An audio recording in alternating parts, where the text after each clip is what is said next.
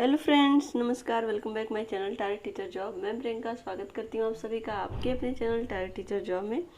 दोस्तों, आज हम बीएड प्रथम वर्ष प्रथम प्रश्न पत्र ज्ञान और पाठ्यक्रम के विषय में पढ़ेंगे और ये है आपका लेक्चर नंबर 36। तो चलिए देखते हैं। क्वेश्चन है, यथार्थवादी शिक्षण विधि और पाठ्यक्रम की चर्चा करते हुए शिक्षा पर यथार्थवाद के प्रभाव की विवेचना कीजिए। ये आपके 2012 में पूछा हुआ क्वेश्चन है। दोस्तों, इसके पहले हम यथार्थवाद का अर्थ, परिभाषा और सिद्धांत सब पढ़ चुके हैं। तो चलिए देखते हैं आज यथार्थवादी शिक्षण विधि। दोस्तों, यथार्थवाद के विषय में एक बार थोड़ा सा देख लेते हैं, फिर उसके बाद चलते हैं शिक्षण विधि के विषय में। यथार्थवाद पाश्चात्य दर्शन की एक सैद्धांतिक विचारधारा है जो वस्तु को वास्तविक व यथार्थ मानती है। यह विचारधारा प्रत्यक्ष जगत को सत्य मानती है। जो भी प्रत्यक्ष जगत है उसी को सत्य मानती है। अब जो कि यहाँ पे ये ईश्वर में विश्वास नहीं करते हैं और साथ ही यहाँ पर हम देखें तो आध्यात्मिकता पर भी विश्वास नहीं है। और यह विचारधारा प्रत्यक्ष जगत को सत्य मानती है और इसे यहाँ पर हम देखें, इसके अनुसार भौतिक जगत की ही वास्तविक वस्तुएं जो घटनाएं घटित होती हैं वही सत्य हैं। यह विचारों एवं सिद्धांतों की अपेक्षा वस्तुओं एवं घटनाओं की वास्तविकता पर बल देता है। तो अब हम देखते हैं, हमने देखा यथार्थवाद के कुछ महत्वपूर्ण चीज़ें जो कि उसके मेन टॉपिक में आती हैं कि यथार्थवाद किससे संबंधित है, यथार्थ जगत से संबंधित है और साथ ही ये ईश्वर में विश्वास नहीं करते, आध्यात्मिकता में विश्वास नहीं करते, जो वास्तविक और प्रत्यक्ष चीज़ें हैं उन्हीं में विश्वास करते हैं। तो ये सारी चीज़ें यथार्थवाद की हैं। अब हम देखते हैं यथार्थवादी शिक्षण विधि।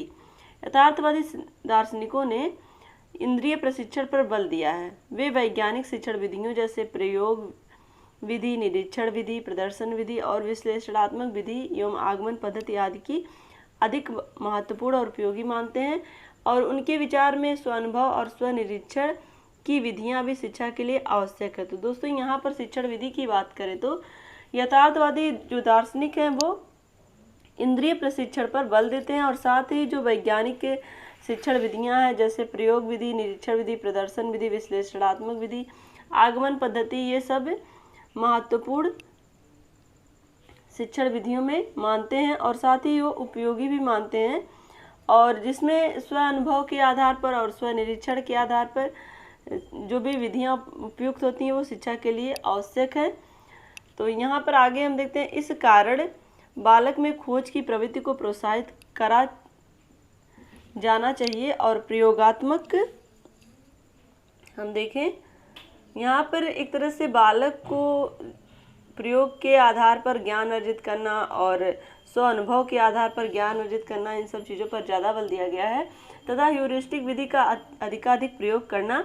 यथार्थवाद प्रत्येक वस्तु के अस्तित्व को अलग अलग स्वीकार करता है। तो दोस्तों, यहाँ पर हम देखें, जो भी वस्तुएं हैं वो प्रत्यक्ष रूप में उनका अलग अलग अस्तित्व है, इस बात को यथार्थवाद स्वीकार करता है। वह अलग अलग दो वस्तुओं किसी एक वस्तु के विभिन्न अंगों के रूप में देखता है और वह इन विभिन्न अंगों को जोड़कर एक नवीन रूप प्रदान करना चाहता है। तो दोस्तों, यहाँ पर हम देखें, दो अलग अलग वस्तुओं को, उनके विभिन्न अंगों को अलग अलग रूपों में देखने के साथ साथ वो अलग अलग रूपों को एक साथ जोड़ने का भी प्रयत्न करता है जिससे कि वो नवीन ज्ञान प्राप्त कर सके। और यही कारण है कि यथार्थवाद संश्लेषणात्मक विधि के प्रयोग की सिफारिश करता है।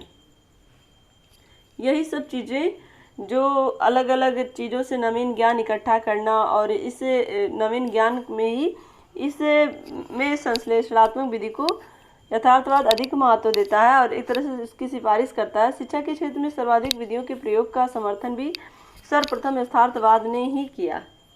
यहाँ पर हम देखें तो शिक्षा के क्षेत्र में अधिक से अधिक विधियों का प्रयोग, इस बात का समर्थन भी सर्वप्रथम यथार्थवाद ने ही किया। इसमें सबसे अधिक भ्रमण या पर्यटन विधि को महत्व दिया गया। तो एक तरह से यहाँ पर भ्रमण और पर्यटन विधि, यानी कि भ्रमण और पर्यटन करने से क्या होता है, स्व अनुभव होता है। किसी भी पर्टिकुलर प्लेस के बारे में, किसी भी पर्टिकुलर थिंग्स के बारे में एक अपना अनुभव होता है, तो उस अनुभव के माध्यम से छात्र सीखेगा एक तरह से। तो यहाँ पर पर्यटन और भ्रमण के जो विधि है वो यथार्थवाद ने इसको अधिक महत्व दिया। यथार्थवाद यहाँ पे सरल ज्ञान की अपेक्षा वस्तु ज्ञान को अधिक महत्व देता है। तो दोस्तों यहाँ पर हम देखें, यथार्थवाद पुस्तकीय ज्ञान की अपेक्षा वस्तु ज्ञान को अधिक महत्व देता है। जो भी चीज़ें प्रत्यक्ष रूप से हैं और जो प्रयोग के आधार पर, अनुभव के आधार पर प्राप्त होती हैं, उस पर यथार्थवाद अधिक बल देता है। अतएव इसके अनुसार शिक्षा में शाब्दिकता और वस्तुनिष्ठता का शिक्षण विधि से दूर रखना चाहिए और वस्तुनिष्ठता को स्थान दिया जाना चाहिए। तो इस तरह से यहाँ पर हम देखें, यहाँ पर जो शिक्षा में शाब्दिकता और व्यक्तिनिष्ठता शिक्षण विधि से दूर रखना चाहिए और साथ ही यहाँ पे वस्तुनिष्ठता, जो भी वस्तुनिष्ठता है उसको स्थान दिया जाना चाहिए। तभी तो एडक्स महोदय ने लिखा है कि शिक्षा के सैद्धांतिक क्षेत्र में यथार्थवाद ने अपने आप को जिस विषय तक सीमित रखा वह है शिक्षा, शाब्दिक शिक्षा का विरोध।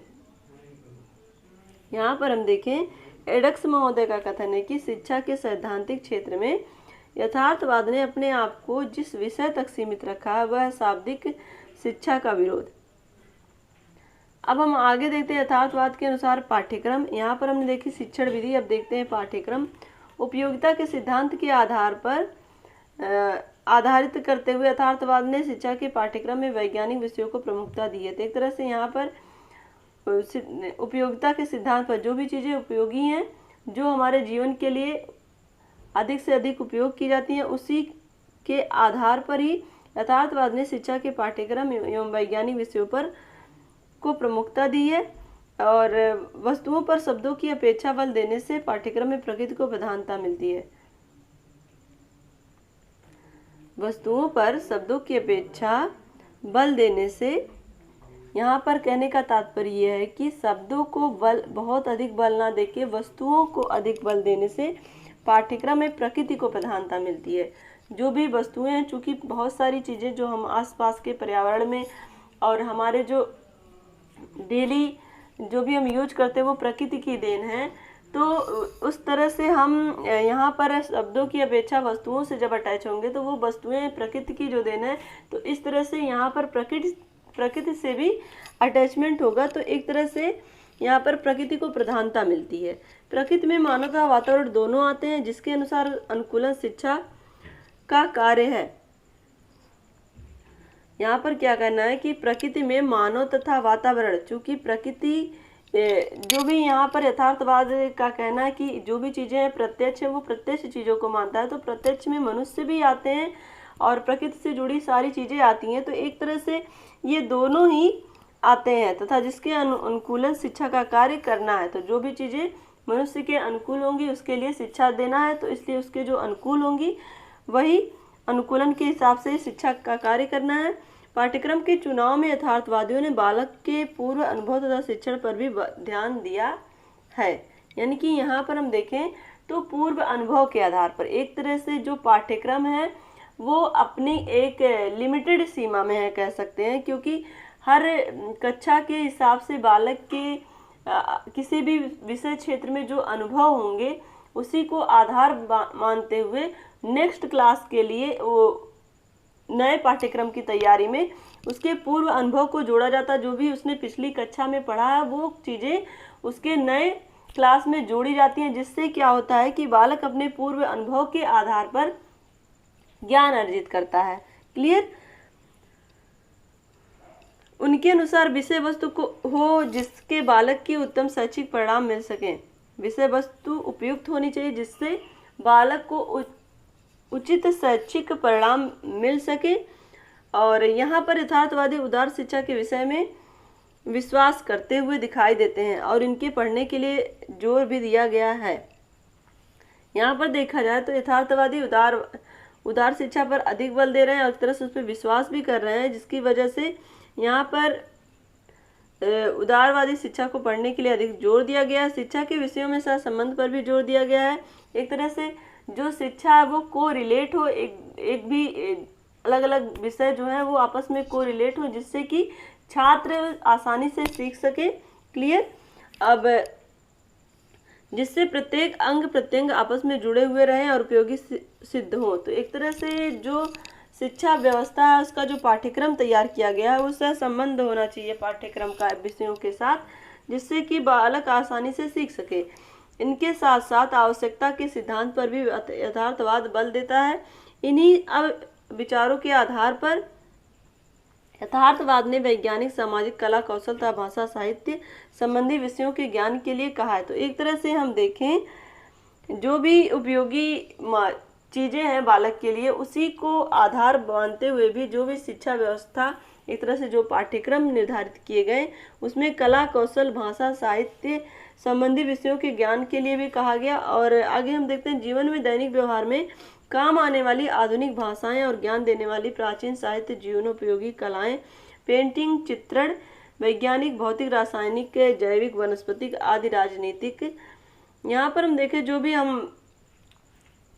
जो भी एक बालक के लिए दैनिक जीवन में यूज होने वाली वस्तुएं हैं और जो भी उनके प्राचीन धरोहर एक तरह से हम कह सकते हैं, जो भी आधुनिक भाषाएं हैं या फिर जो बालक प्राचीन चीज़ों को सीखना चाहे तो उसके लिए वो अपने पूर्वजों के द्वारा बनाई गई चीज़ों को जैसे पेंटिंग या फिर हम कह सकते हैं कलाएं या चित्रण, ये सारी चीज़ें वो सीख सकता है। और भौतिक, रासायनिक, जैविक, वनस्पति आदि, राजनीति, ये सारी चीज़ें भी वो अपने अनुभव को एक तरह से आधार मानते हुए इन सारे सब विषयों को एक दूसरे से को रिलेट करते हुए सीख पाएगा। इस तरह का पाठ्यक्रम निर्धारित किया जाना चाहिए। और इसमें अर्थशास्त्र और समाज विज्ञान भी सम्मिलित है। एक तरह से अर्थशास्त्र और सामाजिक विज्ञान जो कि बालक के सांख्यिकी ज्ञान के लिए और सामाजिक ज्ञान के लिए बहुत ही ज़्यादा आवश्यक है। इसमें बाल मनोविज्ञान भी है, स्वास्थ्य, रक्षा एवं व्यायाम और खेलकूद, भ्रमण आदि है। तो एक तरह से यहाँ पर बाल मनोविज्ञान यानी कि बाल मनोविज्ञान में बालक की रुचियों और उनकी क्षमताओं, अभिरुचियों का ध्यान रखा जाता है। और साथ ही यहाँ पर हम देखें स्वास्थ्य, रक्षा और व्यायाम और खेल कूद और भ्रमण आदि चीज़ें बालक के पाठ्यक्रम में रखी गई हैं। गणित, इतिहास, धर्म, शिक्षा, भूगोल एवं नक्षत्र विज्ञान आदि पढ़ाने के लिए यथार्थवादियों ने अनुमति दी है। तो एक तरह से यहाँ पर हम देखें गणित, इतिहास और धर्म, शिक्षा, भूगोल, नक्षत्र विज्ञान, ये सारे विषय भी यथार्थवादियों ने पढ़ाने के लिए अनुमति दी है। एक तरह से पाठ्यक्रम में ये सारी चीज़ें रखी गई हैं। शिक्षा पर यथार्थवाद का क्या प्रभाव है अब हम देखते हैं। मानव सृष्टि विचार जन्य है और विचारों का परिणाम है कि कोई भी वस्तु दो पक्षों से होकर गुजरने लगती है। तो दोस्तों यहाँ पर हम देखें जो मानव सृष्टि है वो एक तरह से विचार जन्य है। ये जो सृष्टि का निर्माण हुआ है ये विचारों के आधार पर ही हुआ है, सोचने के आधार पर ही हुआ है। हम जो चीज़ें सोचते हैं वही करते हैं। तो यहाँ पर कहने का तात्पर्य यह है कि विचारों के आधार पर ही इसका निर्माण हुआ और विचारों का परिणाम है कि कोई भी वस्तु के दो पक्ष होते हैं। तो यहाँ पर हम देखें किसी भी वस्तु के विषय में देखा जाए तो वो उसकी मेरिट और डिमेरिट दोनों होती है, इसलिए उसके दो पक्ष हो जाते हैं कि कुछ उसमें कमियां होती हैं और कुछ उसमें उसकी मेरिट होती है या कह सकते हैं इसके कुछ गुण होते हैं। तो यथार्थवाद मुख्य रूप से इन बिंदुओं पर विचार करता है कि जो कुछ यथार्थ है वह उस ज्ञाता से है।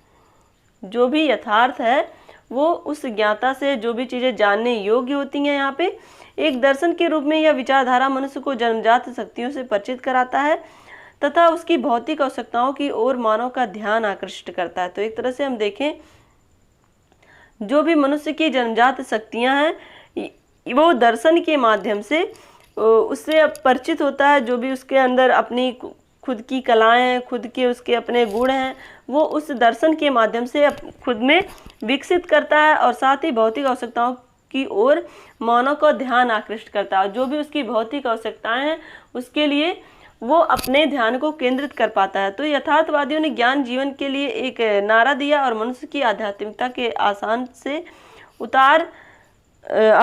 से उतार कर वास्तविक दुनिया में लाकर खड़ा कर दिया। तो दोस्तों यहाँ पर हम देखें जो यथार्थवाद है वो ज्ञान जीवन के लिए एक नारा दिया और एक तरह से मनुष्य को प्रत्यक्ष रूप से जो उसकी मूल आवश्यकताएं हैं, जो उसकी उपयोगिताएं हैं, उसको ध्यान में रखते हुए आध्यात्मिक जगत से हटाकर उसका ध्यान वास्तविक चीज़ों पर ले आए कि जो भी उसकी वास्तविक चीज़ें, जो भी उसकी मूलभूत आवश्यकताएं हैं वो उसको कैसे पूरा करे और वास्तविक चीज़ों से वो अपना संबंध कैसे बनाए।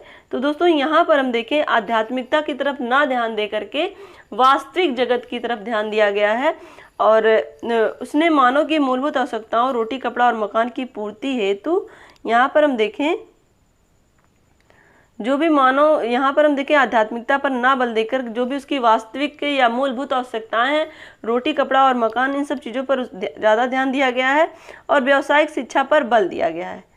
एक तरह से जो उसकी मूलभूत आवश्यकताएं हैं वो कैसे पूरी होंगी, वो उसके व्यवसाय के माध्यम से, वो उसके परिश्रम और उसके एक तरह से हम कह सकते हैं उसकी जो अपनी मेहनत होगी उसके बल पर वो प्राप्त करेगा। तो उसके लिए उसे कुछ ना कुछ व्यवसाय अपनाना पड़ेगा। तो एक तरह से उस व्यवसाय को अपनाने के लिए व्यावसायिक शिक्षा पर अधिक बल दिया गया है। यथार्थवादियों ने शिक्षा विधि के माध्यम से और पाठ्यक्रम के माध्यम से व्यावसायिक शिक्षा पर बल दिया, और यथार्थवादियों ने अपने द्वारा निश्चित शिक्षा के उद्देश्य की प्राप्ति के लिए शिक्षा के पाठ्यक्रम के अति विस्तृत बनाने पर जोर दिया। शिक्षा में व्यापक पाठ्यक्रम को देकर इस दर्शन ने बालकों को अपनी रुचि, सम्मान और आवश्यकता वाले विषयों को चुनने का अवसर भी प्रदान किया। तो एक तरह से हम देखें यहाँ पर, तो जिस तरह से बालकों की अपनी खुद की आवश्यकताएं थी, उनकी जो अपनी रुचियां थी, उनकी जो अपनी क्षमता थी, उसी के को आधार बनाते हुए बालक अपने व्यावसायिक पाठ्यक्रम को चुन सकता है। एक तरह से व्यावसायिक जीवन किस तरह से वो उसकी शुरुआत कर सकता है, ये सारी चीज़ें यहाँ पे देखने को मिलती हैं। और यहाँ पर हम देखें शिक्षा के क्षेत्र में यथार्थवादियों की सबसे बड़ी देन मनोवैज्ञानिक शिक्षण विधियों के निर्माण से है। एक तरह से मनोवैज्ञानिक शिक्षण विधि किस तरह से बालक को जो उसकी आवश्यकता है, जो उसके लिए जिसमें वो रुचि रखता है, किस तरह से उसको उस तरफ मोटिवेट किया जाए, इन सब चीज़ों का यथार्थवादियों ने ध्यान रखा और उनके द्वारा प्रतिपादित सीखने की उद्दीपन अनुक्रिया सिद्धांत में विश्वास करते हैं। तो एक तरह से यहाँ पर हम देखें तो प्रतिपादित सीखने की उद्दीपन अनुक्रिया सिद्धांत, इस सिद्धांत पे यथार्थवादी विश्वास करते हैं। यथार्थवादी, और दोस्तों यहाँ पर हम देखें अनुक्रिया सिद्धांत किसका, कमेंट करके आप हमें ज़रूर बताइएगा, क्योंकि ये सारी छोटी छोटी चीज़ें आप जब तक ले नहीं समझेंगे तो यहाँ पर ये सारी चीज़ें थोड़ी डीपली होती है कि यहाँ पे ये सब चीज़ें आप रट नहीं सकते हैं। आपको यहाँ पे समझने की ज़रूरत है कि किसका क्या मेन मोटिव है और किसकी क्या थीम है। उस थीम के अकॉर्डिंग ही आप अपनी चीज़ों को और डिस्क्राइब कर पाएंगे। तो दोस्तों यहाँ पर हम देखें जो यहाँ पर यथार्थवादी हम पढ़ रहे हैं, तो यथार्थवादी में जो भी शिक्षण विधि है उसको किस तरह से यहाँ पर उद्दीपन अनुक्रिया सिद्धांत के माध्यम से यहाँ पर शिक्षण विधि या शिक्षा को देने का प्रयास किया गया है। और यथार्थवादी इंद्रियों द्वारा शिक्षा पर बल देते हैं और कहते हैं कि ज्ञान बाहर से मनुष्य के अंदर पहुंचता है और यह ज्ञान उसे अपने कर्मेंद्रियों और ज्ञानेंद्रियों द्वारा प्राप्त होता है। तो दोस्तों एक तरह से इंद्रिय ज्ञान पर यथार्थवादी अधिक बल देते हैं और इस इंद्रिय ज्ञान के लिए वो ज्ञान को किस तरह से अपने कर्मेंद्रियों के माध्यम से, ज्ञानेंद्रियों के माध्यम से अर्जित करना, इस पर बल दिया गया है। यह बच्चों के मनोविज्ञान से भी परिचित है और भिन्न भिन्न आयु वर्ग के बच्चों के लिए भिन्न भिन्न शिक्षण विधियों के प्रयोग पर बल देते हैं। तो एक तरह से हम देखें जो भी बच्चों के लिए मनोविज्ञान है, एक तरह से जो बच्चों की मनोधारणा होती है उसको ही केंद्र बनाते हुए जो भी उनके लिए आवश्यक शिक्षण विधि है या जो भी उनके लिए आवश्यक ज्ञान है उसको किस तरह से प्रोवाइड किया जाए, इन सब चीज़ों पर ध्यान दिया गया है। शिक्षा जगत में इंद्रिय प्रशिक्षण हेतु मॉन्टेसरी पद्धति इस दर्शन की प्रमुख देन है। तो एक तरह से हम देखें जो मॉन्टेसरी पद्धति है वो यथार्थवादियों की ही देन है कि किस तरह से बच्चों को मनोवैज्ञानिक तरीके से पढ़ाया जाए जिससे वो उनकी रुचि का भी ध्यान रखें, उनकी क्षमता का भी ध्यान रखें, उनकी योग्यता का भी ध्यान रखें और उनकी आवश्यकता का भी ध्यान रखें, जिसमें बच्चों को विभिन्न इंद्रियों के ज्ञान हेतु विभिन्न वस्तुएं दी जाती हैं। एक तरह से उनके इंद्रियों के ज्ञान के लिए अलग अलग वस्तुओं से उन्हें परिचित कराया जाता है। इसी दर्शन ने सर्वप्रथम श्रव्य दृश्य सामग्री की उपयोगिता को स्पष्ट किया। तो यहाँ पर हम देखें यथार्थवादी जो श्रव्य दृश्य सामग्री है कि देखकर और सुनकर किस तरह से बालक में जो सीखने की प्रवृत्ति है वो तीव्र हो जाती है। तो इस तरह से श्रव्य दृश्य सामग्री का जो उपयोग है वो यथार्थवादियों की ही देन है। इसी दर्शन ने सर्वप्रथम यहाँ पर हम देखें श्रव्य दृश्य सामग्री की उपयोगिता को स्पष्ट किया। इंद्रियों द्वारा सीखने, करके सीखने एवं स्वयं के अनुभव द्वारा सीखने आदि सीखने के सूत्र को यथार्थवादियों ने ही प्रदान किया। तो दोस्तों यहाँ पर हम देखें इंद्रियों के माध्यम से किस तरह से सीखा जाए और स्वयं के अनुभव के आधार पर किस तरह से सीखा जाए और सीखने के जो सूत्र हैं को यथार्थवादियों ने इन सब चीज़ों को किस तरह से बालकों के लिए सुलभ बनाया जाए, इन सब चीज़ों पर यथार्थवादियों ने बल दिया। अनुशासन के प्रति यथार्थवादी दार्शनिकों का दृष्टिकोण पाठ्यक्रम और शिक्षण विधि के अनुरूप ही था। तो दोस्तों यहाँ पर हम बात करें, अनुशासन जो था वो पाठ्यक्रम और जो उनके दार्शनिक दृष्टिकोण तो उसको आधार बनाकर ही इन्होंने रखा। स्व अनुशासन, स्व नियंत्रण, आम निग्रह आदि के द्वारा संयम, परोपकार, न्याय आदि की भावनाएं स्वयं ही बच्चों में जागृत होती हैं। तो दोस्तों यहाँ पर हम देखें, शिक्षण विधियों के माध्यम से, शिक्षा के माध्यम से और एक तरह से बालक अपने स्व अनुभव के आधार पर स्व अनुशासन सीखेगा और साथ ही यहाँ पर हम देखें स्व नियंत्रण करना सीखेगा और उसी के द्वारा ही वो संयम और परोपकार, न्याय इत्यादि के बारे में सीखेगा। तो एक तरह से बच्चों के अंदर वो भावनाएं जागृत होंगी जिससे कि वो अपने आप को एक तरह से हम कह सकते हैं एक बेहतर नागरिक के रूप में अपने आप को बना पाएगा। तो आगे हम देखते हैं, यथार्थवादी शिक्षकों से आशा करते हैं कि यह बच्चों की मूल शक्तियों, रुचियों, रुझानों और योग्यताओं को समझकर उनके अनुकूल उनकी शिक्षा की व्यवस्था करें। तो दोस्तों यहाँ पर अगर हम बात करें एक शिक्षक के दायित्व की, तो एक शिक्षक का ये दायित्व यथार्थवादियों ने रखा कि वो बालकों की रुचियों, रुझानों और उनकी जो भी योग्यताएं हैं उनको समझकर उनके लिए अनुकूल शिक्षा की व्यवस्था करें। और शिक्षण कार्य के लिए इन दार्शनिकों ने प्रशिक्षित शिक्षकों की अनुशंसा करके शिक्षण कार्य को प्रभावशाली, रुचिकर एवं ग्राह्य बनाने पर बल दिया। तो दोस्तों यहाँ पर हम बात करें एक शिक्षक की योग्यता की, तो शिक्षक इस योग्य होना चाहिए कि वो अपने बालकों के लिए, वो अपने छात्रों के लिए उनकी जो शिक्षण विधि है उसको किस तरह से प्रभावशाली बनाए और साथ ही उनमें किस तरह से रुचि उत्पन्न करे और किस तरह से उसको एक ग्रहण करने योग्य विषय बनाए जिससे कि छात्र उसको आसानी से अधिगम कर पाए, कह सकते हैं। ये शिक्षकों, यहाँ पर हम देखें, शिक्षाओं को शिक्षा का केंद्र मानते हैं। यहाँ पर एक तरह से जो भी शिक्षा है उसको यथार्थवादियों ने शिक्षा का केंद्र माना और इनका उद्देश्य बच्चों की शारीरिक और मनोवैज्ञानिक आवश्यकता की पूर्ति करनी होनी चाहिए। तो एक तरह से बालकों के शारीरिक और मनोवैज्ञानिक जो भी उनकी आवश्यकताएं हैं उनको किस तरह से पूर्ण किया जाए, वो शिक्षा का उद्देश्य होना चाहिए। यहाँ पर हम देखें, और पाठ्यक्रम का निर्माण भी उनकी रुचि, रुझान, योग्यता के अनुसार किया जाना चाहिए। इन्हें विषयों के चुनाव में पूरी छूट देते हैं। तो दोस्तों यहाँ पर हम देखें, एक जो भी पाठ्यक्रम निश्चित होना चाहिए वो बालकों की रुचि, रुझान और उनकी आवश्यकताओं को ध्यान में रखकर किया जाना चाहिए। और इसके अतिरिक्त यथार्थवादी दार्शनिकों ने शिक्षा जगत के अन्य विभिन्न पक्षों के प्रति प्रशंसनीय कार्य करते हुए मूल्यांकन विचार दिया, जैसे अनिवार्य व्यावसायिक शिक्षा के विधान। तो दोस्तों यहाँ पर हम देखें, यथार्थवादी दार्शनिकों ने शिक्षा के जगत में विभिन्न प्रकार के प्रशंसनीय कार्य भी किए हैं, जिसमें हम देखें तो अनिवार्य व्यावसायिक शिक्षा के विधान, जो भी अनिवार्य व्यावसायिक शिक्षा है, एक तरह से बालकों में किस तरह से कौशल का विकास किया जाए जिससे वो अपने आने वाले भावी जीवन में अपने आप को एक तरह से इस तरह से खड़ा कर पाए, एक तरह से कह सकते हैं कि खुद सेल्फ डिपेंड हो पाए, कह सकते हैं। तो एक तरह से यहाँ पर हम देखें, स्त्री और पुरुष दोनों को समान शिक्षा देने का सुझाव दिया गया, भाग्य के बजाय कर्म पर के आधार पर अग्रगति की प्राप्ति आदि। तो दोस्तों यहाँ पर यथार्थवादियों की बात करें तो यथार्थवादी शिक्षा में भाग्य को अधिक महत्व ना दे करके और कर्म पर अधिक महत्व देने की बात करी। किस तरह से जो वहाँ के शिक्षक हैं वो छात्रों को उनकी कर्म पर विश्वास दिलाए, ना कि भाग्य पर। और एक तरह से हम देखें, इस प्रकार यथार्थवादियों ने हमें अंधविश्वास और कूपमंडूकता करके वास्तविक और सुखमय जीवन व्यतीत करने का अवसर प्रदान किया। तो एक तरह से अंधविश्वास और कूपमंडूकता से दूर रख करके, कह सकते हैं हम, जो भी वास्तविकता से निकलने के प्रयास करना है, जो कि एक तरह से जो निम्न सोच है। यहाँ पे कहने का तात्पर्य है कि जो अंधविश्वास है कि लोगों के दिमाग में ये रहता है कि जो भी हमारे भाग्य में होगा वो होगा, या फिर कह सकते हैं कि अगर हम किसी भी व्यवसाय को ना करें, भाग्य के भरोसे रहें, तो फिर हमें हमारी जीवन में सारी उन्नति होगी और साथ ही हमारा जो जीवन होगा वो सुखमय होगा। तो इन सब चीज़ों पर एक तरह से अंधविश्वास बातें हैं, ये सब इन सब चीज़ों पर विश्वास ना करके अपने कर्म पर विश्वास रखने की बात यथार्थवादियों ने कही। और यहाँ पर हम देखें आज विश्व के सभी देशों की शिक्षा यथार्थवादियों की छाप है। तो दोस्तों एक तरह से यहाँ पर कर्म पर विश्वास करने की बात कही गई है। अगर आप मेहनत करते हो तो सफलता जरूर मिलेगी।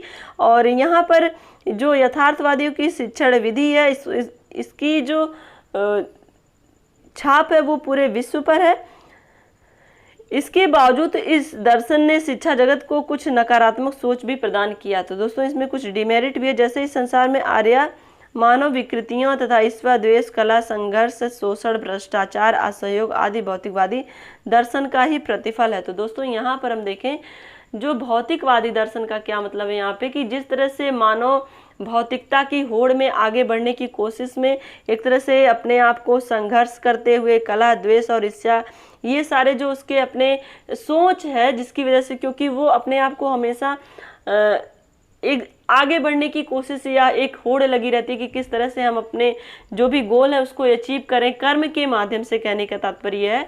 लेकिन वो ये भूल जाता है कि उसका जो एक तरह से यहाँ पर अगर हम बात करें तो यहाँ ना परमात्मा पर विश्वास किया जाता, ना ही आध्यात्मिकता पर।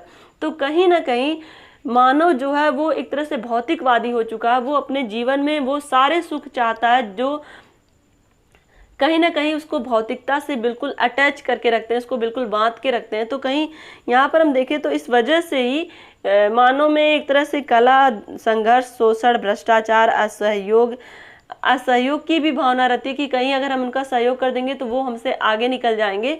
तो ये सारी चीज़ें भौतिकतावादी की ही देन है, जिसका एक तरह से ये जो भौतिकतावादी देन है या फिर कहें भ्रष्टाचार, असहयोग, संघर्ष, कला, द्वेष, ईर्ष्या, ये सारी चीज़ें भौतिकतावादी की वजह से ही ये यथार्थवादी दर्शन का ही एक प्रतिफल है। मानव भौतिक रूप से सुदृढ़ हो गया परंतु उसमें मानसिक शक्ति का अभाव है और मानसिक शक्ति आध्यात्मिक पद से ही संभव है। तो दोस्तों एक तरह से जो मानव भौतिकवादी दौड़ में आगे बढ़ने की कोशिश में ईर्ष्या, द्वेष, इन सारी बुराइयों को कलेक्ट कर रहा है, तो इसकी वजह से वो अपने एक तरह से जो उसकी आत्मा है या जो उसकी आध्यात्मिक विचार है उन सब चीज़ों से वो दूर हो गया है, जिसकी वजह से अगर हम देखें तो यहाँ पर यथार्थवाद आत्मा और परमात्मा, ईश्वर, परलोक में विश्वास नहीं करता है।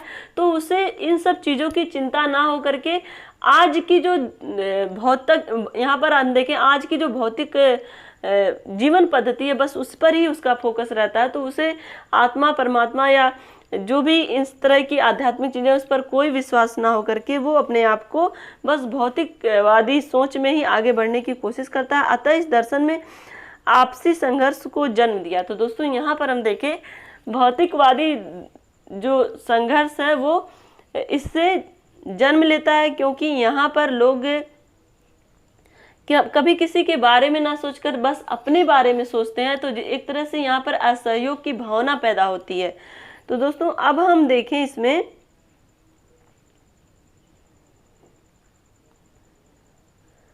यहाँ पर हम देखें यथार्थवादी दर्शन ने आज मन को तर्क, कल्पना, चिंतन, मनन तथा विचार करके भौतिक दृष्टि से सुदृढ़ होने का रास्ता तो प्रशस्त किया। और यहाँ पर हम देखें एक तरह से व्यक्ति अपने मनन, चिंतन और विचार करके भौतिक दृष्टिकोण से किस तरह से वो अपने आप को सुदृढ़ कर सकता है, ये सारी चीज़ें एक तरह से इस मार्ग को तो उसने प्रशस्त कर दिया, लेकिन आध्यात्मिकता से उसने दूर रखा। इतना ही नहीं, कुछ यथार्थवादी दार्शनिकों ने धार्मिकता के प्रति भी अपनी मनसा जाहिर करके मनुष्य के आध्यात्मिक पक्ष के विकास के रास्ते को भी प्रशस्त किया। तो दोस्तों यहाँ पर हम देखें यथार्थवाद में अगर हम देखें तो यथार्थवाद आध्यात्मिकता को अधिक महत्व नहीं देता, लेकिन कुछ यथार्थवादी दार्शनिक हैं जो धार्मिकता यानी कि ईश्वर भक्ति के प्रति भी अपनी मनसा जाहिर करते हैं और मनुष्य के आध्यात्मिक पक्ष के विकास के लिए रास्ते को प्रशस्त करते हैं। तो एक तरह से यहाँ पर कुछ जो यथार्थवादी हैं वो ये कहते हैं कि ईश्वर भक्ति भी करनी चाहिए और कहीं ना कहीं इससे जो उनका आध्यात्मिक पक्ष है वो उस तरफ आकृष्ट होंगे, एक तरह से उस तरह उसकी ओर अग्रसर होंगे। तो कहीं ना कहीं दोनों ही पक्षों का कुछ ना कुछ मेल देखने को मिल रहा है। तो दोस्तों आज के लिए बस इतना ही। अगर ये वीडियो आपको अच्छी लगी तो एक लाइक करिएगा, अपने दोस्तों के साथ शेयर करिएगा। अगर आप चैनल पर नए हैं तो प्लीज़ चैनल को सब्सक्राइब करके बेल आइकन बटन को प्रेस कर लीजिएगा। और दोस्तों यहाँ पर हम आपके लिए टेलीग्राम चैनल पर भी बीएड क्लासेस के नाम से आपको ये सारी जो भी इसके लिंक हैं ये सब चीज़ें आपको मिल जाएंगी। जितने भी आपको BEd first year second year के जो भी टॉपिक हमने पढ़ाए हैं वो सारी टॉपिक मिलेंगे, और साथ ही बीएड एंट्रेंस के लिए भी जो मॉडल पेपर है हिंदी के व्याकरण के टॉपिक के हैं वो सारी चीज़ें आपको मिलेंगी। तो इसी तरह से आप अपनी मेहनत करते रहिए, हम भी अपने तरफ पूरा प्रयास करेंगे कि हम आपको अधिक से अधिक मटेरियल प्रोवाइड करा पाएँ। तो दोस्तों हमेशा खुश रहिए, अपना ध्यान रखिए, अपनों का ध्यान रखिए, अपने आसपास सफाई रखिए। हमसे जुड़ने के लिए थैंक यू सो मच। जय हिंद।